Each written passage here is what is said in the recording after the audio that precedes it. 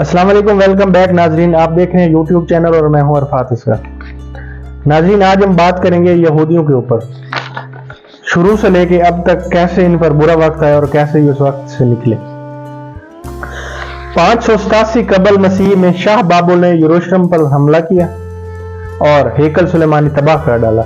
Haeckel Sulemani इनका जो मुकद्दस मकाम है जहां पे ये इबादत करते थे यहूदी, उन्होंने हेकल सुलेमानी तबाह कर डाला और हजारों यहूदियों को कैदी बनाकर बाबुल साथ ले गए।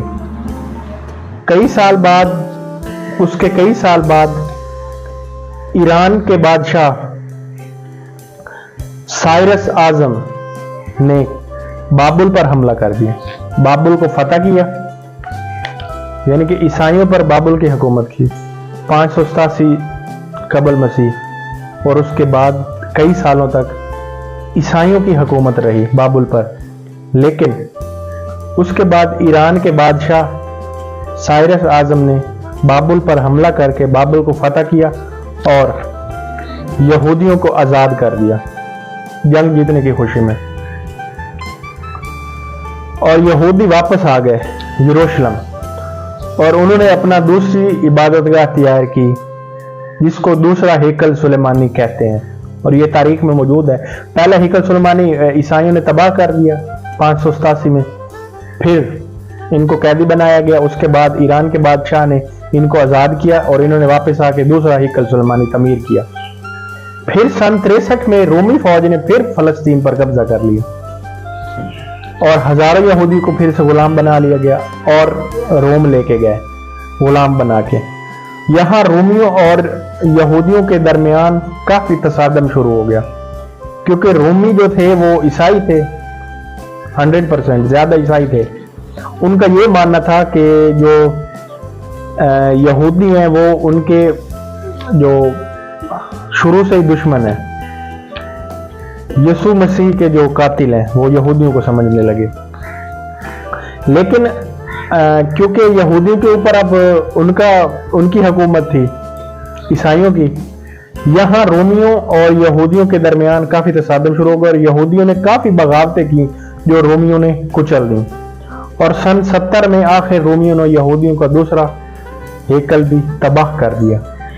जो दूसरी इबादतगाह इन्होंने बनाई थी वो भी सन 70 में इनकी तबाह कर दी गई, हेकल सुलेमानी के नाम से जो मशहूर थी। रोमी बादशाह कुस्तुनतीन आजम ने 312 में ईसाइयत को अपनी सल्तनत का सरकारी मजहब बना दिया। अब ईसाइयत जो है वो सरकारी मजहब बन गई यरूशलेम का, यानी कि ओवरऑल लेन देन सारा ईसाइयों की, हुकूमत भी ईसाइयों की थी और सारा राज वहां पे ईसाइयों का था।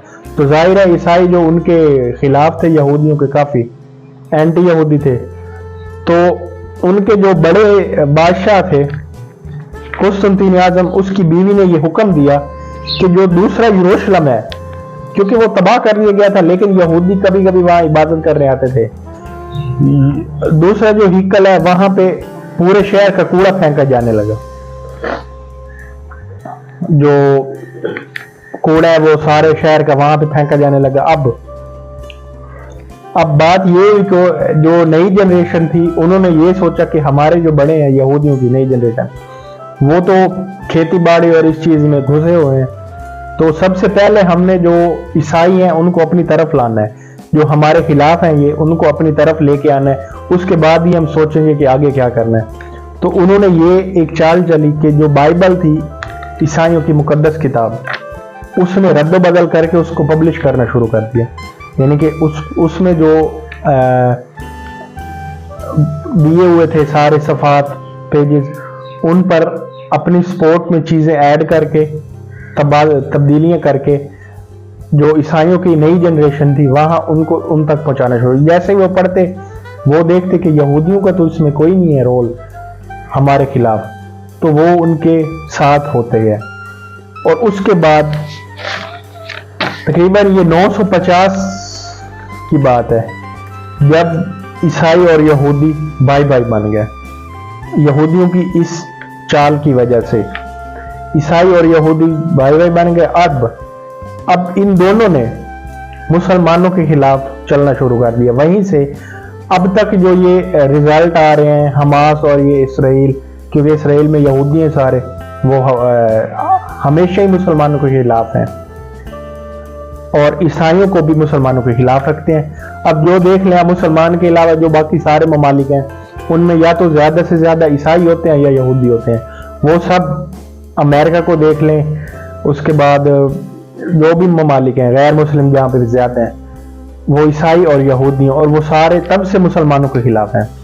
اب اسلامی سلطنت میں انہوں نے صنعت و تجارت اور اپنے کاروبار اور درس و تدریس اپنے مذہب کی وہ شروع کر دی، اور سرکاری شعبوں سے وابستہ ہو گئے۔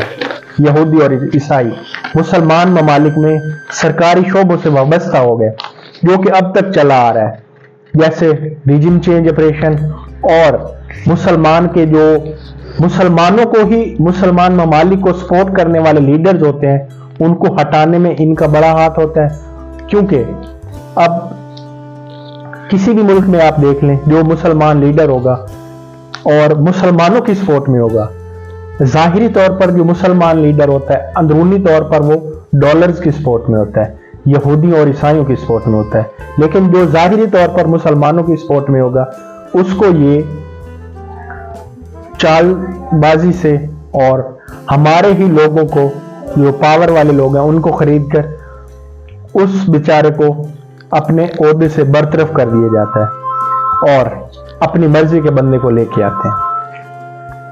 تو یہ تھی یہودیوں اور عیسائیوں کی جو چال ہے مسلمانوں کے خلاف، اس پر بات کرنی تھی۔ نیکسٹ ویڈیو میں مزید ہم اس پر لمبی چوڑی بات کریں گے۔ آج تک کا ویلاگ یہیں تک، ملتے ہیں اگلی ویڈیو میں، اپنا خیال رکھیے گا، اللہ حافظ۔